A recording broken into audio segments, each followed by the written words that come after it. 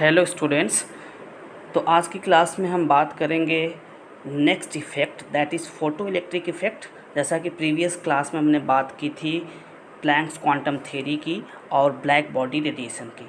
तो अब particle nature जो होता है इलेक्ट्रोमैग्नेटिक रेडिएशन का, ठीक है, इलेक्ट्रोमैग्नेटिक रेडिएशन का जो पार्टिकल नेचर होता है उसको एक्सप्लेन करने के लिए दो इफ़ेक्ट्स हमें पढ़ना है, that is photoelectric effect और ब्लैक बॉडी रेडिएशन। तो ब्लैक बॉडी रेडिएशन हमने पढ़ लिया था। तो ब्लैक बॉडी रेडिएशन और फोटो इलेक्ट्रिक इफ़ेक्ट, इन दोनों फिनोमेना की वजह से हमें ये पता चलता है कि जो इलेक्ट्रोमैग्नेटिक रेडिएशंस होते हैं वो पार्टिकल नेचर शो करते हैं। तो फोटो इलेक्ट्रिक इफ़ेक्ट क्या होता है इसको हम स्टडी करते हैं। तो फोटो इलेक्ट्रिक इफ़ेक्ट को देखो बच्चों, सबसे पहले एक साइंटिस्ट थे हर्ट्ज़, इन्होंने प्रपोज किया था, इन्होंने परफॉर्म किया था एक बहुत ही interesting experiment, that is photoelectric effect. तो फोटो इलेक्ट्रिक इफ़ेक्ट को किसने बताया था? हर्ट्ज़ ने बताया था, ठीक है। तो इन्होंने क्या बताया, हर्ट्ज़ ने क्या बताया कि जो फोटो इलेक्ट्रिक इफ़ेक्ट होते हैं ये क्या करते हैं कि इसको इन्होंने, हर्ट्ज़ ने क्या किया, अपने एक्सपेरिमेंट के लिए एक ट्यूब लिया था, क्लोज्ड ट्यूब, जिसके थ्रू उन्होंने एक्सपेरिमेंट किया था। तो उसको अभी हम डायग्रामेटिकली देखेंगे। तो इन्होंने क्या किया था, हर्ट्ज़ ने क्या किया कि when a beam of light of sufficiently high energy is made to fall on the surface of metal like potassium, rubidium, caesium etcetera. मतलब इन्होंने क्या किया कि एक मेटल के सरफेस पे, मतलब कुछ मेटल्स, रिएक्टिव मेटल्स इन्होंने लिया जिस मेटल से इलेक्ट्रॉन्स ईजिली निकल सकें। एक्चुअली जो रिएक्टिव मेटल्स होते हैं उनसे इलेक्ट्रॉन्स ईजिली डिपार्ट होते हैं, ईजिली बाहर निकलते हैं। तो उन्होंने, हर्ट्ज़ ने अपने एक्सपेरिमेंट में, हर्ट्ज़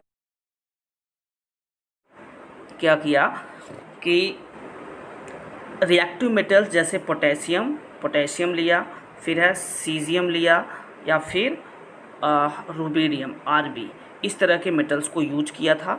और इस मेटल के सरफेस पे जब इन्होंने बीम ऑफ लाइट पास होती है, इन्होंने क्या किया, देखा कि जब बीम ऑफ लाइट पास किया जाता है इन सारे मेटल्स के सरफेस पे, तो इन्होंने क्या देखा कि इन सारे मेटल के सरफेस से कुछ इलेक्ट्रॉन्स इजेक्ट होते हैं, कुछ इलेक्ट्रॉन्स इजेक्ट होते हैं। और जब ये इलेक्ट्रॉन्स जो इजेक्ट होते हैं, इन्हीं फिनोमिना को क्या कहा गया, फोटो इलेक्ट्रिक इफ़ेक्ट कहा गया, ठीक है। तो हर्ट्ज़ ने अपने एक्सपेरिमेंट में किस तरीके से इन्होंने अपना एक्सपेरिमेंट किया, जैसा कि आप डायग्राम में देख रहे हो स्क्रीन पे। तो हर्ट्ज़ ने क्या किया कि सबसे पहले क्लोज्ड ट्यूब लिया, ठीक है, दिस इज क्लोज्ड ट्यूब। और इस ट्यूब में इन्होंने, मान लो इधर कैथोड हो गया, ये इधर कैथोड हो गया और इधर आपका एनोड हो गया, और सॉरी दिस इज़ एनोड, ठीक है, दिस इज़ एनोड हो गया और ये आपका कैथोड हो गया, ठीक है। तो कैथोड हो गया। अब देखिए, जो जो एनोड होता है वो पॉजिटिवली चार्ज्ड होता है और जो कैथोड होता है वो नेगेटिवली चार्ज्ड होता है। तो एनोड पॉजिटिव चार्ज और कैथोड नेगेटिव चार्ज, ठीक है। तो इस तरीके से, तो बच्चों देखो यहाँ पे ये जो एक्सपेरिमेंट सेटअप था, यहाँ पे this is positive charge and this is negative charge. तो हर्ट्ज़ ने क्या किया, अपने एक्सपेरिमेंट में इन्होंने इस साइड डिटेक्टर लगा दिया, जिसे इलेक्ट्रॉन डिटेक्टर भी कहा जाता है। और साथ में इन्होंने कैथोड साइड में एक मेटल रख दिया, मेटल सरफेस, ठीक है। मेटल यहाँ पे क्या हो सकता है, पोटेशियम मेटल हो सकता है, या फिर सीजियम हो सकता है, या फिर रुबिडियम हो सकता है। तो इन्होंने इस क्लोज्ड ट्यूब में क्या किया, एक साइड मेटल रख दिया, ठीक है, इधर डिटेक्टर इन्होंने लगा दिया, एक वैक्यूम चेम्बर है ये, ठीक है। और इसको, इन दोनों टर्मिनल्स को इन्होंने कनेक्ट कर दिया वायर से। तो इन्होंने यहाँ ए मीटर भी लगाया, ठीक है, और साथ में इसको बैटरी से कनेक्ट कर दिया, वायर को बैटरी से कनेक्ट कर दिया। अब इसके बाद जब इन्होंने क्या ऑब्जर्व किया कि जब बीम ऑफ लाइट, ये क्या है आपका बीम ऑफ लाइट, जब मेटल सरफेस पे जाके फॉल डाउन होती है, जब बहुत तेज़ी से स्ट्राइक करती है मेटल सरफेस पे ये बीम ऑफ लाइट, तो इन्होंने क्या देखा कि कुछ यहाँ से इलेक्ट्रॉन्स इजेक्ट हो रहे हैं और ये इलेक्ट्रॉन्स जाके इस डिटेक्टर से क्या हो रहे हैं, टकरा रहे हैं, ठीक है। मतलब इस कहीं ना कहीं इस बाद में इन्होंने क्या देखा कि जो एमीटर था, एमीटर में डिफ्लेक्शन उन्होंने देखा। क्या देखा? डिफ्लेक्शन। तो अगर एमीटर में डिफ्लेक्शन हो रहा है तो इसका मतलब कहीं ना कहीं इसमें करंट फ्लो हो रहा है, और आप जानते हो कि due to mobility of electrons क्या होता है? करंट पास होता है किसी भी वायर में। ठीक है, तो इन्होंने क्या देखा, हर्ज ने अपने एक्सपेरिमेंट में ये देखा कि जो एमीटर है वो डिफ्लेक्ट हो रहा है, डिफ्लेक्ट हो रहा है। तो डिफ्लेक्शन होने का मतलब ये हुआ कि करंट पास हो रहा है, और करंट किसकी वजह से पास हो रहा है? इलेक्ट्रॉन्स की वजह से। तो इसका मतलब मेटल के सरफेस से इलेक्ट्रॉन्स इजेक्ट हो रहे हैं, मेटल के सरफेस से इलेक्ट्रॉन इजेक्ट हो रहे हैं, और वो जाके कहाँ टकरा रहे हैं? डिटेक्टर पे। ठीक है, और डिटेक्टर से जाके टकरा रहे हैं। ठीक है, और ये यहाँ पे एमीटर में डिफ्लेक्शन कर रहे हैं। ठीक है, तो इसी तरीके से इसी इफेक्ट को क्या कहा गया? Photo electric effect. तो इस एक्सपेरिमेंट सेटअप में हर्ज ने क्या किया था? सिंपली वैक्यूम चेंबर लिया, और इन्होंने क्या देखा कि जब मेटल सरफेस पे हाईली, जब बीम ऑफ लाइट, बहुत ही इंटेंसिटी ऑफ लाइट, बहुत हाई फ्रिक्वेंसी की लाइट जब इस पे मेटल सरफेस पे पड़ती है, तो मेटल सरफेस से क्या होता है? इलेक्ट्रॉन्स इजेक्ट होता है, इलेक्ट्रॉन्स इजेक्ट होता है। और जब इलेक्ट्रॉन्स बाहर निकलता है तो ये डिटेक्टर से क्या होता है? टकराता है, और इसकी वजह से यहाँ एमीटर में डिफ्लेक्शन शो होता है। तो जो मेटल सरफेस से जो इलेक्ट्रॉन इजेक्ट हो रहा है, when beam of light strikes on the surface of metal, then ejected of electrons. ठीक है, and this process is known as photo electric effect. इसी इफेक्ट को क्या कहा गया? फोटो इलेक्ट्रिक इफेक्ट कहा गया। ठीक है, तो अब आफ्टर दिस एक्सपेरिमेंट क्या क्या ऑब्जर्वेशंस देखा गया, क्या ऑब्जर्वेशंस इन्होंने बताया हर्ज ने। तो आफ्टर दिस एक्सपेरिमेंट, ठीक है, क्या क्या इसके ऑब्जर्वेशंस रहे उसकी हम बात करते हैं। ठीक है, तो क्या क्या ऑब्जर्वेशंस रहा इस एक्सपेरिमेंट का, ऑब्जर्वेशंस ऑफ दिस एक्सपेरिमेंट। तो जो फर्स्ट ऑब्जर्वेशन था, इन्होंने हर्ज ने बताया कि the incident light should have a certain minimum frequency to eject electrons from a particular metal. This frequency is known as threshold frequency. मतलब इसमें उन्होंने क्या बताया कि जो इंसिडेंट लाइट है, जो इंसिडेंट लाइट की एक सर्टेन मिनिमम फ्रीक्वेंसी होती है, हर एक लाइट की एक सर्टेन मिनिमम फ्रीक्वेंसी होती है जो इलेक्ट्रॉन्स को इजेक्ट कर रहा है। इंसिडेंट लाइट जब मेटल सरफेस पे पड़ रहा था तो मेटल सरफेस से इलेक्ट्रॉन्स इजेक्ट हो रहा था, ठीक है, from a particular metal, and this frequency is known as threshold frequency.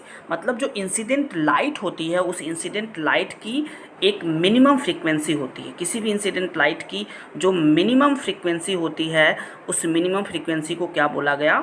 Threshold frequency बोला गया। इसको नोट कर लेना बच्चों, कभी कभी एक नंबर का क्वेश्चन पूछता है। तो किसी भी इंसिडेंट लाइट की जो मिनिमम फ्रीक्वेंसी होती है उस मिनिमम फ्रीक्वेंसी को क्या कहा जाता है? थ्रेशोल्ड फ्रीक्वेंसी कहा जाता है, और इसको न्यू नॉट से रिप्रेजेंट किया जाता है। न्यू नॉट किससे रिप्रेजेंट करते हैं? Nu naught. ठीक है, न्यू नॉट का मतलब क्या हुआ? This is threshold frequency. ठीक है, अब नेक्स्ट ऑब्जर्वेशन क्या है? That is the number of photo electrons ejected is proportional to the intensity of brightness of light. मतलब इन्होंने ये बताया कि नंबर ऑफ फोटो इलेक्ट्रॉन्स किसको बोला गया? जो मेटल सरफेस से इलेक्ट्रॉन्स इजेक्ट हो रहे थे उन्हें इलेक्ट्रॉन्स को क्या कहा गया? Photo electrons. फोटो मतलब लाइट जब पड़ रही थी मेटल सरफेस पे तभी मेटल सरफेस से इलेक्ट्रॉन इजेक्ट हो रहा था। तो ड्यू टू लाइट क्या हो रहा था? इलेक्ट्रॉन्स इजेक्ट हो रहा था, इसीलिए उसका नाम क्या पड़ गया? Photo electrons. फोटो मतलब लाइट होता है। ठीक है, तो the number of photo electrons ejected is proportional to the intensity of brightness of light. मतलब जो ब्राइटनेस ऑफ लाइट है, या इंटेंसिटी मतलब तेजी से, तीव्रता जो है लाइट की, जो ब्राइटनेस लाइट की है वो किसके प्रोपोर्शनल? डायरेक्टली प्रोपोर्शनल होता है नंबर ऑफ फोटो इलेक्ट्रॉन्स के। मतलब मेटल सरफेस पे जितना तेज़ी से लाइट पड़ेगा, जितना ये तेज़ी से लाइट, जितनी भी तेज़ी से लाइट स्ट्राइक करेगा और लाइट की ब्राइटनेस जितनी ज़्यादा होगी उस मेटल सरफेस से इलेक्ट्रॉन्स क्या होंगे? उतने तेज़ी से इजेक्ट होंगे। मतलब इंटेंसिटी और brightness of light is directly proportional to photo electrons. ठीक है, तो नेक्स्ट ऑब्जर्वेशन क्या था? That is the kinetic energies of these electrons increases with the increase of frequency of the light used.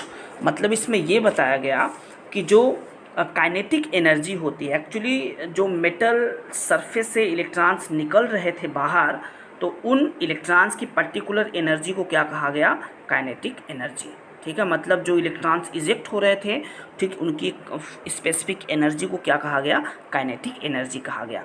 तो जो काइनेटिक एनर्जीज था इन electrons का increases with the increase of frequency of light used, मतलब frequency of light जो use किया जा रहा था, मतलब फ्रीक्वेंसी जो है वो डायरेक्टली प्रोपोर्शनल होता है किसके, काइनेटिक एनर्जी के। ठीक है, मतलब काइनेटिक एनर्जी जो है आपका इलेक्ट्रॉन्स का, kinetic energy of ejected electrons is directly proportional to frequency mu. ठीक है, तो इस तरीके से इसको आप नोट भी कर सकते हैं, kinetic energy of the electron is directly proportional to mu frequency, मतलब फ्रीक्वेंसी जो होती है वो काइनेटिक एनर्जी के डायरेक्टली प्रोपोर्शनल होती है। मतलब जो इजेक्टेड इलेक्ट्रॉन्स की काइनेटिक एनर्जी जितनी ज़्यादा होगी उस इलेक्ट्रॉन्स की फ्रीक्वेंसी भी क्या होगी, उतनी ही ज़्यादा होगी। अगर काइनेटिक एनर्जी इंक्रीज करेगा तो फ्रीक्वेंसी भी क्या होगा, इंक्रीज करेगा। ठीक है, नेक्स्ट पॉइंट। अब देखो बच्चों, जो नेक्स्ट पॉइंट है उसमें क्या बताया जा रहा है कि there is no time lag between the striking of light beam and the ejection of electrons from the metal surface. मतलब जब मेटल सरफेस पे बीम ऑफ लाइट स्ट्राइक कर रही थी तो यहाँ से जो इलेक्ट्रॉन्स इजेक्ट कर रहा था, इनमें टाइम लैग नहीं होता है, मतलब विद इन द सेकेंड का भी टाइम लैग नहीं होता है। मतलब तुरंत क्या होता है, beam of light certain kind of metals, reactive metals के सरफेस पे जैसे ही स्ट्राइक करता है ये बीम ऑफ लाइट, तुरंत क्या होता है, इलेक्ट्रॉन्स इजेक्ट होता है तुरंत। मतलब there is no time lag in between the falling on the surface, falling of light और photons, this is also called photons. मतलब ये क्या है, एच न्यू है, एच न्यू को क्या कहा जाता है, फोटॉन्स कहा जाता है। ठीक है, प्लैंक क्वांटम थ्योरी में आपको बताया गया। तो फोटॉन्स ऑफ लाइट जितना ज़्यादा मेटल सरफेस पे तुरंत, मतलब फोटॉन्स ऑफ लाइट जैसे ही मेटल सरफेस पे पड़ेगा, मेटल सरफेस जैसे सीजियम हो गया, ठीक है, तो सीजियम का मेटल है और जैसे ही तुरंत बीम ऑफ लाइट इस पर पड़ेगी तुरंत इलेक्ट्रॉन्स का इजेक्शन होगा। There is no time lag, ठीक है, in between the falling down of photons on the surface of metal and the ejection of electrons। मतलब ejection of electrons और photons, जो photons metal surface पे पड़ रहा है उसके बीच में टाइम लैग नहीं होता है। ठीक है, एक और इम्पॉर्टेंट चीज़ आपको मैं बता दूं बच्चों, देखो जब भी थ्रेशोल्ड फ्रीक्वेंसी, देखो हमने क्या बताया कि जो मिनिमम फ्रीक्वेंसी होती है, ठीक है, किसी भी इंसिडेंट लाइट की या फोटॉन्स की जो मिनिमम फ्रीक्वेंसी होती है उसे क्या कहा जाता है, थ्रेशोल्ड फ्रीक्वेंसी कहा जाता है। तो देखो थ्रेशोल्ड फ्रीक्वेंसी मतलब जो भी फ्रीक्वेंसी होती है, एक्चुअली जो फ्रीक्वेंसी होती है वो क्या होनी चाहिए, थ्रेशोल्ड फ्रीक्वेंसी से ज़्यादा होनी चाहिए। तभी क्या होगा, जब लाइट की फ्रीक्वेंसी जो होगी थ्रेशोल्ड फ्रीक्वेंसी से ज़्यादा होगी तभी मेटल सरफेस से इलेक्ट्रॉन्स इजेक्ट होंगे। ठीक है, इसको नोट कर लेना। मतलब कंडीशन क्या है कि फ्रीक्वेंसी जो है, जो लाइट की फ्रीक्वेंसी है वो थ्रेशोल्ड फ्रीक्वेंसी से अगर ज़्यादा होगी तभी मेटल सरफेस से इलेक्ट्रॉन्स क्या होंगे, इजेक्ट होंगे, अदरवाइज नहीं होंगे। अगर मान लो mu naught is greater than mu, then क्या होगा, अब इस कंडीशन में जो इलेक्ट्रॉन्स हैं वो इजेक्ट नहीं होंगे from the surface of metal, क्योंकि यहाँ पे आप क्या देख रहे हो, थ्रेशोल्ड फ्रीक्वेंसी जो है वो ग्रेटर दैन फ्रीक्वेंसी, मतलब minimum frequency that is threshold frequency अगर ग्रेटर होगा फ्रीक्वेंसी ऑफ लाइट से तो वहाँ पे मेटल सरफेस से इलेक्ट्रॉन्स इजेक्ट नहीं होंगे। हम वहाँ पे कितनी भी इंटेंसिटी या ब्राइटनेस ऑफ लाइट उस पर डाल दें, ठीक है, मतलब मेटल सरफेस पर आप कितनी भी इंटेंसिटी या ब्राइटनेस ऑफ लाइट आप उस पर फॉल डाउन करोगे फिर भी इलेक्ट्रॉन्स वहाँ से इजेक्ट होने वाला नहीं है from the surface of metal. क्यों, क्योंकि वहाँ पे क्या आप देख रहे हो, जो थ्रेशोल्ड फ्रीक्वेंसी है वो ग्रेटर दैन फ्रीक्वेंसी है, मतलब जब थ्रेशोल्ड फ्रीक्वेंसी ज़्यादा होगी फ्रीक्वेंसी से तो वहाँ पे सरफेस ऑफ मेटल से इलेक्ट्रॉन्स इजेक्ट नहीं होंगे। तो बच्चों अब हम बात करते हैं नेक्स्ट टॉपिक की, दैट इज़ बहुत ही इंटरेस्टिंग टॉपिक है, that is Einstein's photo electric equation. तो आइंस्टीन्स फोटो इलेक्ट्रिक इक्वेशन क्या होता है इसको हम जानेंगे। तो एक साइंटिस्ट थे एल्बर्ट आइंस्टीन, इनका पूरा नाम था। इन्होंने इन 1905 में 1905 में एल्बर्ट आइंस्टीन ने इस फोटो इलेक्ट्रिक इफ़ेक्ट को क्वांटम थ्योरी ऑफ रेडिएशंस के बेसिस पे एक्सप्लेन किया था, और इसके बाद इन्होंने एक इक्वेशन डिराइव किया था जिस इक्वेशन को आइंस्टीन्स फोटो इलेक्ट्रिक इक्वेशन कहा जाता है। तो एल्बर्ट आइंस्टीन ने 1905 में फोटो इलेक्ट्रिक इफ़ेक्ट को क्वांटम थ्योरी ऑफ रेडिएशन के बेसिस पे एक्सप्लेन किया था, और इन्होंने क्या बताया कि अकॉर्डिंग टू आइंस्टीन, मतलब इन्होंने ये कहा कि जो भी मेटल सरफेस है उस मेटल सरफेस से जब फोटान ऑफ एनर्जी मतलब एच न्यू मतलब फोटान ऑफ एनर्जी जब इससे टकराता है, ठीक है, स्ट्राइक करता है जब मेटल सरफेस पे, तो मेटल के अंदर बहुत सारे इलेक्ट्रॉन्स हैं, मेटल के अंदर तो बहुत सारे इलेक्ट्रॉन्स हैं, ठीक है, बहुत सारे इलेक्ट्रॉन्स हैं। तो जैसे ही एच म्यू मतलब फोटान ऑफ एनर्जी जैसे हिट करेगा इस मेटल सरफेस पे, जैसे हिट करेगा, ठीक है, ये इलेक्ट्रॉन्स क्या होते हैं, इजेक्ट होते हैं। तो इन्होंने ये कहा कि जैसे एच म्यू जो फोटान ऑफ एनर्जी होती है, ठीक है, और मेटल सरफेस में जो प्रेजेंट इलेक्ट्रॉन्स होते हैं उन प्रेजेंट इलेक्ट्रॉन्स को ये फोटान ऑफ एनर्जी क्या करता है, ट्रांसफ़र कर देता है, ठीक है, मतलब अपनी एनर्जी जो होती है वो इलेक्ट्रॉन को पास कर देता है, ठीक है। मतलब when a photon of energy H mu strikes the surface of a metal, it gives its energy to an electron present on the metal surface। मतलब मेटल सरफेस पे जो इलेक्ट्रॉन्स प्रेजेंट हैं उन इलेक्ट्रॉन्स को क्या करता है, ये फोटान ऑफ एनर्जी, जो फोटान्स की एनर्जी होती है वो एनर्जी दे देता है, ठीक है, किसको, इलेक्ट्रॉन्स को, ठीक है। तो इस तरीके से उस एनर्जी को क्या कहा जाता है, इलेक्ट्रॉन्स की उस एनर्जी को जनरली काइनेटिक एनर्जी बोला जाता है, ठीक है। तो जो एच म्यू फोटान्स होता है वो इन्होंने क्या बताया, आइंस्टीन ने बताया कि जो एच म्यू फोटान्स होता है वो इलेक्ट्रॉन्स को अपनी एनर्जी ट्रांसफ़र कर देता है, मतलब एनर्जी उसको दे देता है, ठीक है। अब इन्हीं सब चीज़ों के बेसिस पे उन्होंने एक इक्वेशन डिराइव किया था। तो हम डायरेक्ट अब बात करते हैं इक्वेशन की, किस तरीके से उन्होंने इक्वेशन डिराइव किया। तो सबसे पहले उन्होंने ये बताया कि जो इलेक्ट्रॉन्स इजेक्ट हो रहा है, देखो इलेक्ट्रॉन्स का पर्टिकुलर मास होगा और जिस वेलोसिटी से ये मूव कर रहा है, निकल रहा है, दैट इज़ v। तो इसकी काइनेटिक एनर्जी हम क्या कह सकते हैं, kinetic energy is equal to half mv²। आपने ये इक्वेशन भी पढ़ा है। तो देखो सबसे पहले आइंस्टीन ने क्या बताया कि जो एनर्जी ऑफ फोटान है, एनर्जी ऑफ फोटॉन्स, जो फोटॉन्स की एनर्जी है वो इक्वल होती है किसके, बाइंडिंग एनर्जी, मतलब जो इलेक्ट्रॉन्स बाइंड है मेटल के अंदर, प्लस काइनेटिक एनर्जी। मतलब जो एनर्जी ऑफ फोटॉन्स होता है वो किसके इक्वल होता है, बाइंडिंग एनर्जी और काइनेटिक एनर्जी के इक्वल होता है, ठीक है। अब अगर हम बात करें, जैसे मान लो आपने पढ़ा है energy is equal to, Planck ने क्या दिया था, एच न्यू। प्लैंक इक्वेशंस के अकॉर्डिंग अगर हम बात करें तो प्लैंक ने क्या बताया था, E equal to h mu. मतलब एनर्जी जो होती है फोटॉन्स की वो डायरेक्टली प्रोपोर्शनल होती है फ्रीक्वेंसी की, ठीक है।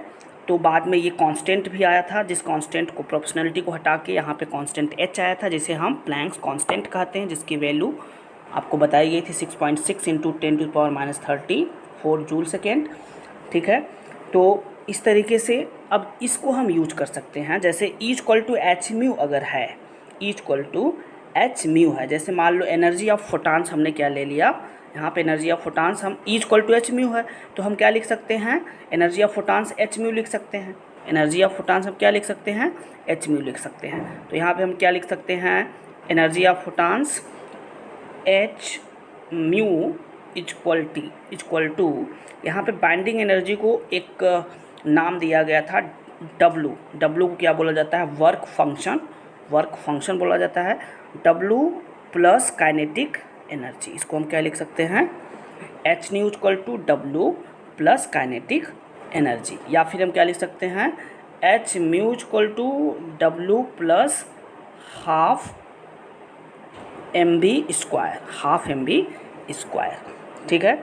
अब यहाँ पे जो देखो बच्चों, जो W है ये आपका क्या है, ये W is the minimum energy required to overcome the attractive forces on the electron in the metal. ठीक है। मेटल के अंदर जो अट्रैक्टिव फोर्सेज है इलेक्ट्रॉन्स के बीच में, वो मतलब मिनिमम एनर्जी जो उसमें लगती है, ठीक है, ओवरकम करने के लिए, ठीक है, एनर्जी, उस एनर्जी को क्या कहा गया, W।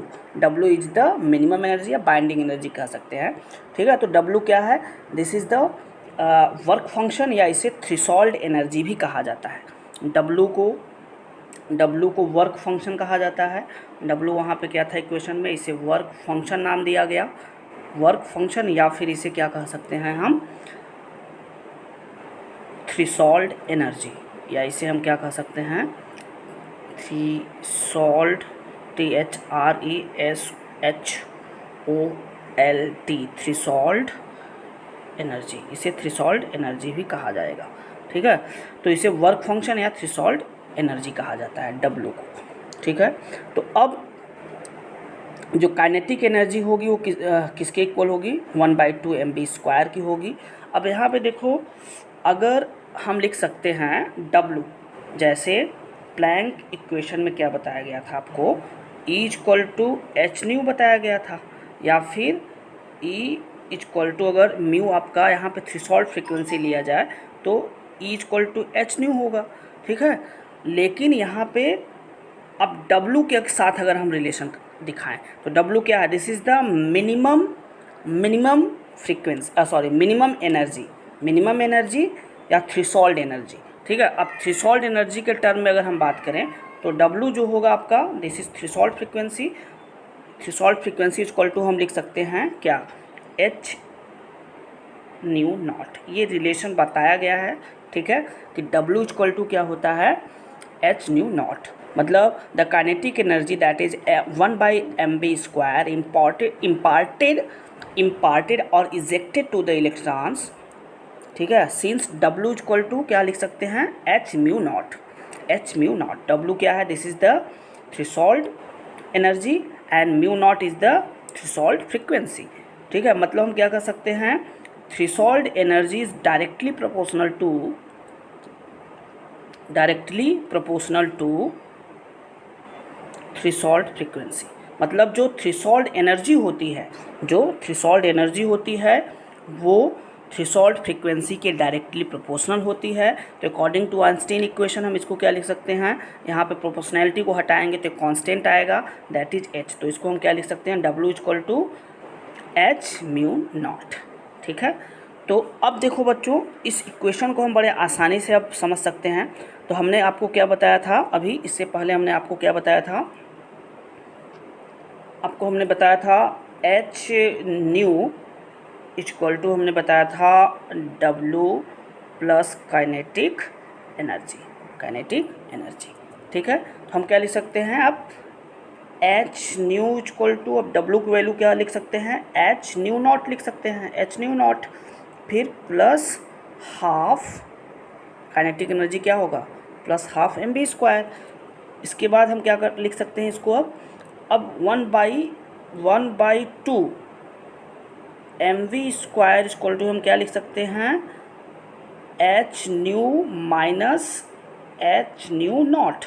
अब यहाँ पे देखो h कॉमन हो जाएगा आपका, ठीक है, h क्या हो जाएगा, कॉमन हो जाएगा। तो हम इसको क्या लिख सकते हैं, दिस इक्वेशन बिकम्स, ये लिख लो, 1/2 mv² equal to h mu minus h mu not, ठीक है।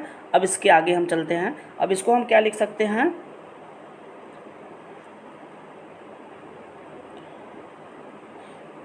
अब इसके आगे हम क्या लिख सकते हैं, 1/mv² equal to h mu minus h nu not. तो हम लिख सकते हैं 1/2 mv² इक्वल टू h को हमने कॉमन कर लिया, तो क्या लिख सकते हैं, h कॉमन हो गया, म्यू माइनस म्यू नॉट, ठीक है। या इसको हम क्या लिख सकते हैं, मतलब इसका आपका इक्वेशन क्या बनेगा, 1/2 mv² equal to h common हो गया, म्यू माइनस म्यू नॉट, ठीक है बच्चों। इसी इक्वेशन को क्या कहा जाएगा, इसी इक्वेशन को बोला गया आइंस्टीन फोटो इलेक्ट्रिक इक्वेशन, ठीक है। This equation is known as Einstein photo electric equation, ठीक है। आइंस्टीन ने ये जो इक्वेशन बनाया था, इस इक्वेशन के लिए आइंस्टीन को नोबेल प्राइज़ भी दिया गया in the field of physics. मतलब Einstein was awarded Nobel prize for physics in 1921। ठीक है, 1921 में इन्होंने वर्क किया था 1905 में, लेकिन इनको नोबेल प्राइज़ दिया गया था 1921 में। तो इस इक्वेशन के लिए, इस सक्सेस के लिए आइंस्टीन को 1921 में नोबेल प्राइज़ भी दिया गया था for the explaining photo electric effect and for his significant contribution to mathematical physics. ठीक है, तो इस इक्वेशन को आप नोट कर लेंगे बच्चों, क्योंकि बहुत इंपॉर्टेंट है, इससे न्यूमेरिकल्स भी पूछे जाते हैं। ठीक है, तो अब देखो बच्चों, इस इक्वेशन से आपको बहुत सारी 3 इम्पॉर्टेंट चीज़ें आपको पता चलेंगी। ठीक है, इस इक्वेशन को नोट कर लो, इससे न्यूमेरिकल्स भी पूछे जाते हैं, तो अभी न्यूमेरिकल्स की मैं बाद में बात करता हूँ। पहले इससे क्या क्या 3 कंक्लूजन्स निकल के सामने आ रहे हैं इस इक्वेशन से, इसको हम स्टडी करते हैं। अच्छा, इस इक्वेशन को हम क्या लिख सकते हैं, kinetic energy. Kinetic energy equal to हम क्या लिख सकते हैं, H in bracket mu minus mu not. ठीक है, अब इस इक्वेशन से जो पहला कंक्लूजन निकल के आ रहा है वो क्या आ रहा है कि मान लो जो फ्रीक्वेंसी है, मतलब ये जो फ्रीक्वेंसी है, अगर थ्रेशोल्ड फ्रीक्वेंसी म्यू नॉट के अगर इक्वल हो जाए, अगर mu is equal to mu not, तो हम क्या लिख सकते हैं, E is equal to h mu not. मतलब प्लैंक्स इक्वेशन जो E equal to h mu है वो क्या हो जाएगा, E equal to h mu not हो जाएगा। म्यू की जगह हम क्या लिख सकते हैं, म्यू नॉट लिख सकते हैं in case of Planck's equation E equal to h mu. तो पहली कंडीशन मैं क्या बता रहा हूँ कि अगर फ्रीक्वेंसी थ्रेशोल्ड फ्रीक्वेंसी के इक्वल हो जाए, तो उस कंडीशन में आप देखोगे ये जो काइनेटिक एनर्जी हो जाएगी, काइनेटिक एनर्जी आपकी क्या हो जाएगी, 0 हो जाएगी।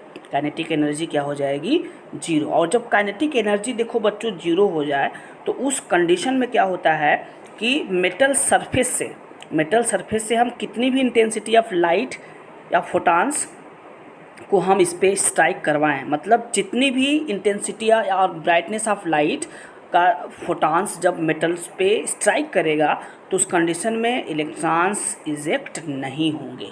मतलब इस कंडीशन में इलेक्ट्रॉन्स का इजेक्शन पॉसिबल नहीं है। तो पहला ऑब्जर्वेशन क्या निकल के आ रहा है कि जब म्यू की वैल्यू म्यू नॉट के इक्वल होगी, मतलब फ्रीक्वेंसी जब थ्रेशोल्ड फ्रीक्वेंसी के इक्वल होगी, तो वहाँ पे काइनेटिक एनर्जी 0 हो जाएगी। और काइनेटिक एनर्जी जब 0 होगी, तो उस कंडीशन में फोटॉन्स ऑफ लाइट जब मेटल सरफेस पे पड़ेगा, तो वहाँ से इलेक्ट्रॉन्स इजेक्ट नहीं होंगे, मेटल सरफेस से इलेक्ट्रॉन्स इजेक्ट नहीं होंगे। दूसरा कंक्लूजन क्या है बच्चों, देखो दूसरे कंक्लूजन में क्या बताया जा रहा है कि फ्रॉम दैट इक्वेशन, आप देख लेना, इक्वेशन मैं लिख नहीं रहा हूँ। दूसरे कंक्लूजन में ये हम कह सकते हैं कि अगर म्यू नॉट, मतलब अगर म्यू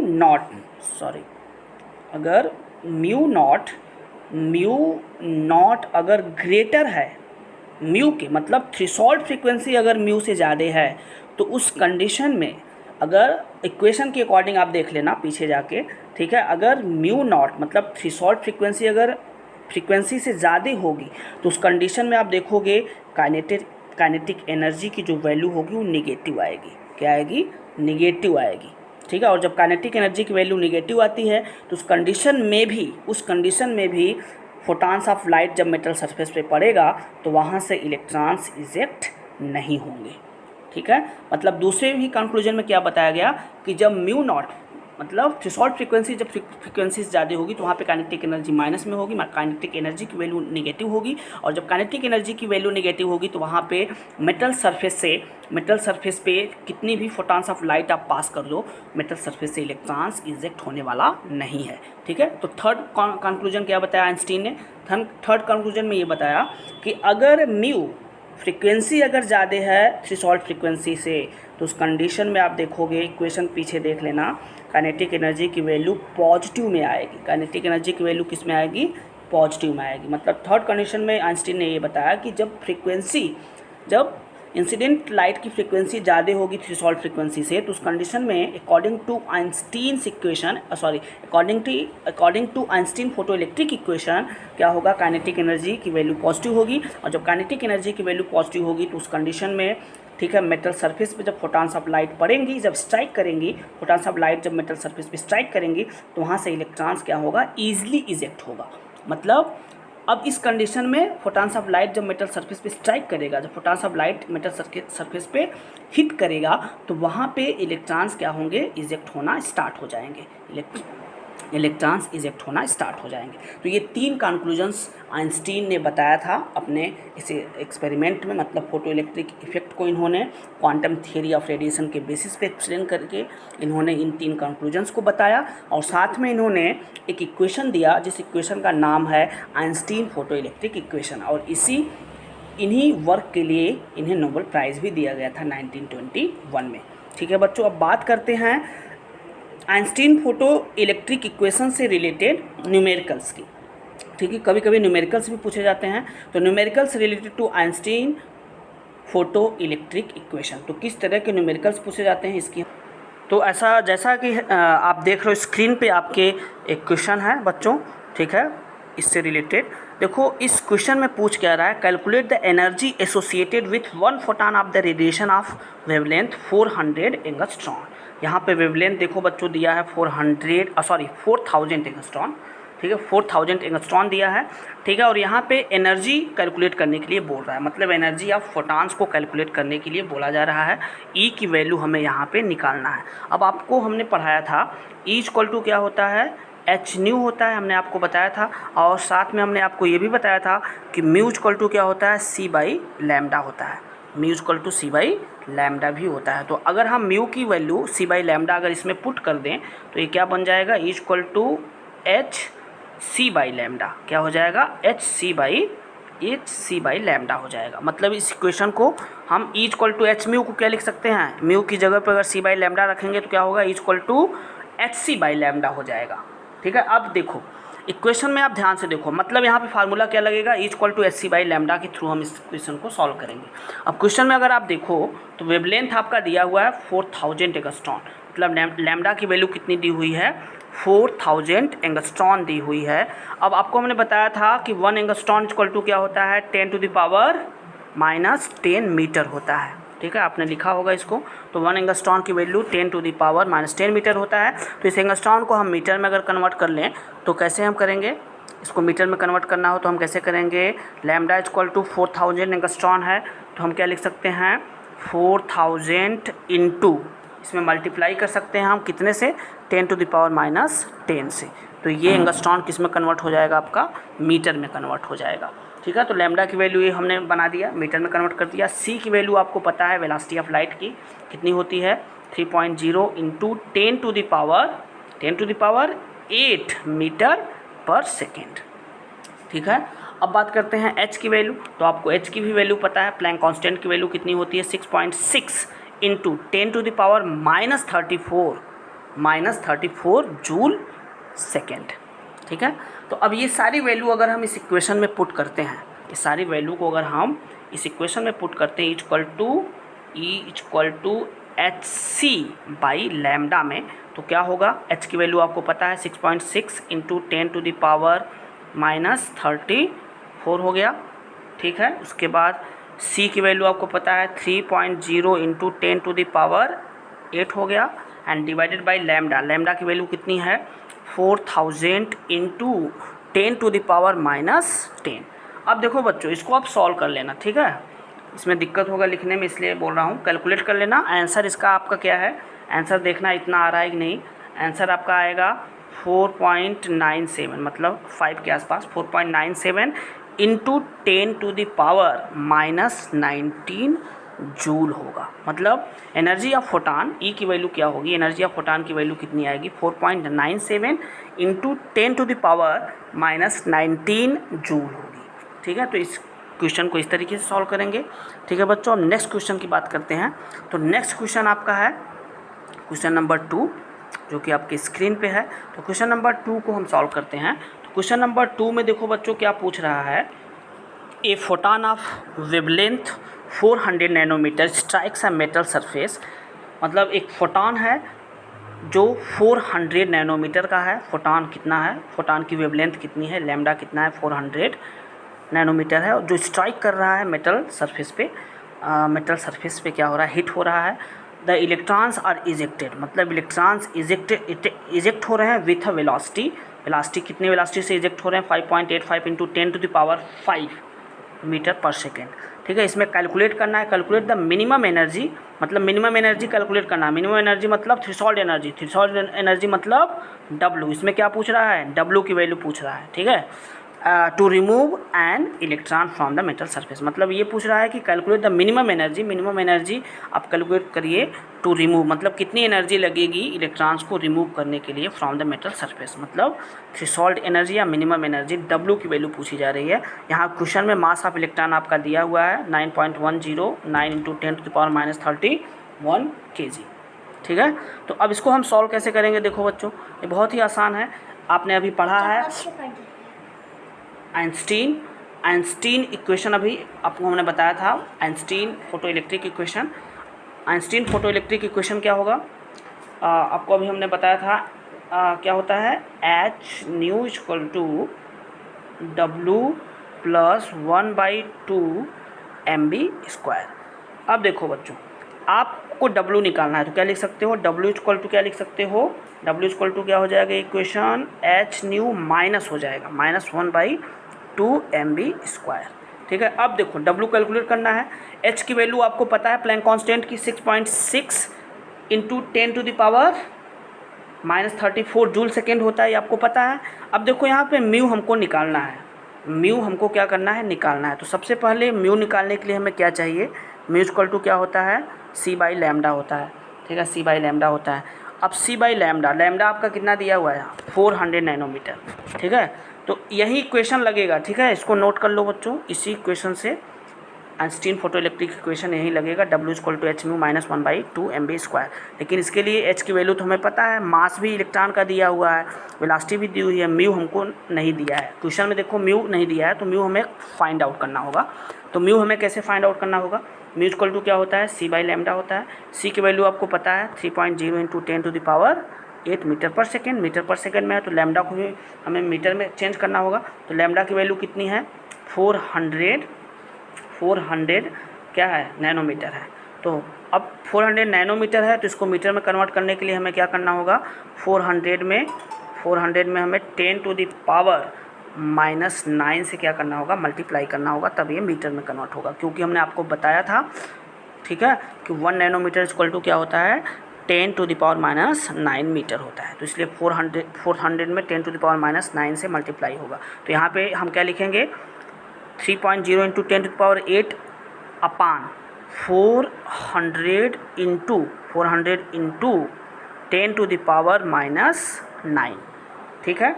अब इसको देखो बच्चों, अगर आप सॉल्व करोगे तो इसका आंसर आएगा 7.5 इंटू 10⁻14 हर्ट्ज HZ। ठीक है, HZ होता है।